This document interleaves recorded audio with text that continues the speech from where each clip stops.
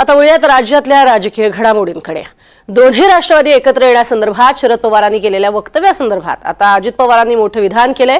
आगामी काळात पक्षातील गळती थांबवण्यासाठी शरद पवारांनी तसं वक्तव्य केलं असेल असं अजित पवारांनी राष्ट्रवादीच्या बैठकीत नेत्यांना सांगितलंय। सध्या दोन्ही पक्ष एकत्र येण्याबाबत वरिष्ठ पातळीवर कोणतीही चर्चा नाही असं अजित पवारांनी म्हटलंय। मंत्री दत्ता भरणे यांच्या शासकीय निवासस्थानी पार पडलेल्या आमदारांच्या बैठकीत अजित पवारांनी यावर भाष्य केलंय।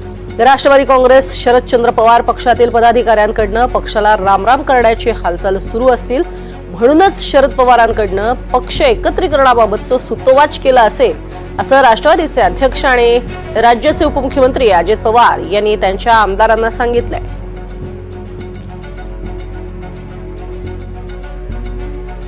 दरम्यान आज शरद पवार गटाच्या राज्य कार्यकारिणीची बैठक पार पडणार आहे। दुपारी 2 वाजता जयंत पाटील यांनी ही बैठक बोलावली आहे। दोन्ही राष्ट्रवादी एकत्र येण्याबाबत यात चर्चा होणार का याकडे राजकीय वर्तुळाचं लक्ष असेलच।